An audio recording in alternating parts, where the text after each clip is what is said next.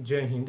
देखिए, संयुक्त राष्ट्र द्वारा विश्व जनसंख्या रिपोर्ट 2023 प्रकाशित किया गया, जिसमें भारत की जनसंख्या पूरी दुनिया में सबसे अधिक है। तो इस वीडियो में हम जानते हैं कि भारत की जनसंख्या कितनी है और जनसंख्या बढ़ने से भारत को क्या फायदा होगा, भारत को क्या नुकसान होगा और इस पर मुख्य रूप से चाइना का क्या कहना है, इसको भी हम इस वीडियो में डिटेल से जानेंगे। तो देखिए, विश्व जनसंख्या रिपोर्ट 2023 यूनाइटेड नेशन संयुक्त राष्ट्र द्वारा प्रकाशित किया है, जिसमें विभिन्न देशों का नाम दिया गया, जिसमें सबसे ऊपर है भारत। देखिए, भारत की जो जनसंख्या है 142.8 करोड़। वहीं आप चीन की जनसंख्या देखेंगे तो 142.57 करोड़ है।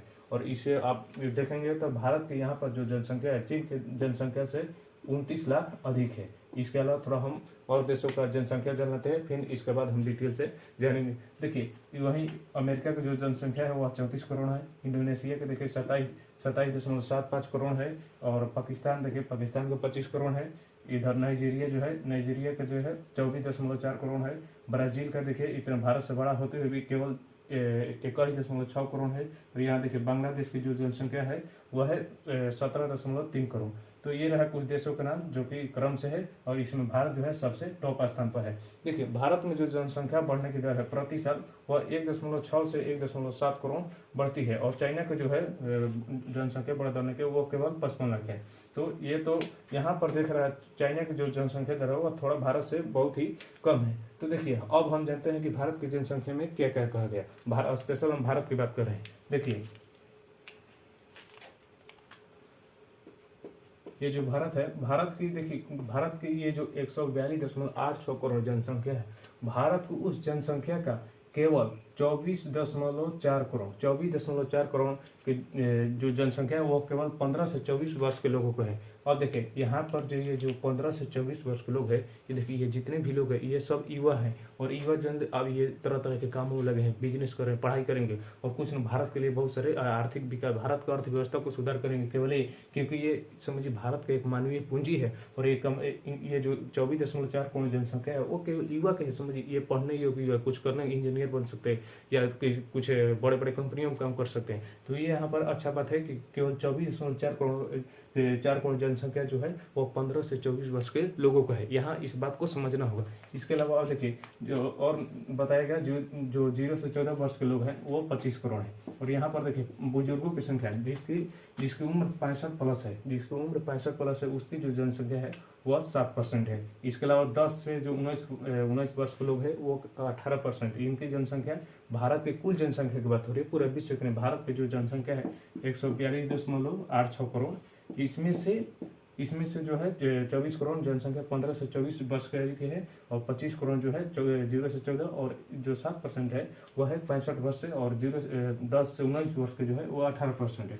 अब यही आप देख लीजिए जापान के, देखिए जापान में जो बुजुर्गों की संख्या है वो अभी बढ़ी है। विश्व जनसंख्या रिपोर्ट जिसमें देखा गया कि जापान में बुजुर्ग की संख्या बढ़े। और देखिए ये तो बुजुर्ग है, ये जो देश के लिए कुछ नहीं कर सकते हैं आप। और यहाँ देखिए भारत में युवा की संख्या बढ़ी है जो कि देश के लिए बहुत कुछ कर सकते हैं। इसके अलावा देखिए भारत का जो औसत आयु देखा गया, मतलब कुल मिलाकर चाहे ये जो 65 वर्ष से हो, चाहे 10 19 हो, चाहे 0 14 हो या 15 24, सबको जो एवरेज निकला गया, तो एवरेज में देखिए भारत का जो औसत आयु वो 28 वर्ष है।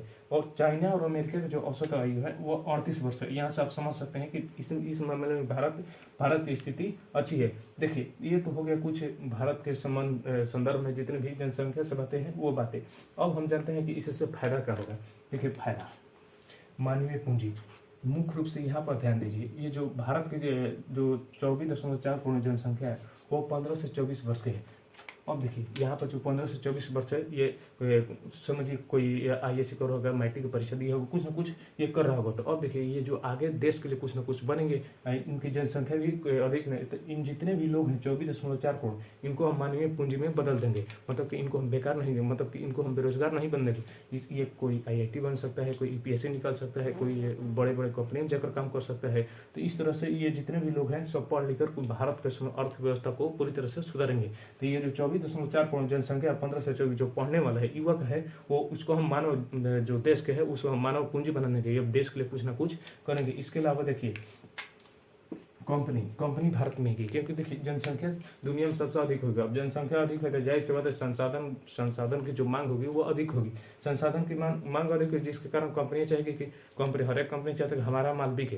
तो बहुत सारी कंपनियां दिग्गज कंपनियां यहाँ पर भारत में आएगी और अपने अपने सामानों को बेचेगी, क्योंकि वो जानती है भारत की जनसंख्या सबसे अधिक है। तो बहुत सारी कंपनियों का आगमन होगा, जिससे भारत का जीडीपी बढ़ेगा और भारत की जो है अर्थव्यवस्था में सुधार होगा। तो यहाँ से आप देख सकते हैं, और भारत की जो जनसंख्या के ये बहुत सारे फायदे हैं। और यहाँ देखिए 7 वर्ष है, जो 65 वर्ष से अधिक उम्र के वो केवल 7% है। तो यहाँ पर जो है भारत की जनसंख्या कुल मिलाकर ठीक ठाक है। अब देखिए इसके हम नुकसान जानते हैं। देखिए नुकसान में है, जाहिर सी बात है भारत की जो जनसंख्या बढ़ रही है तो इसके जो संसाधनों का दोहन होगा अधिक से अधिक होगा। जंगल की कटाई होगा, क्योंकि रहने योग्य तो कृषि चाहिए, तो जंगलों का कटाई होगा और बहुत सारे संसाधनों का दोहन होगा, जल का उपयोग होगा, वायु में मान लीजिए कि चिमनी कारखानों का निर्माण होगा, जनसंख्या के कारण ही निर्माण होगा।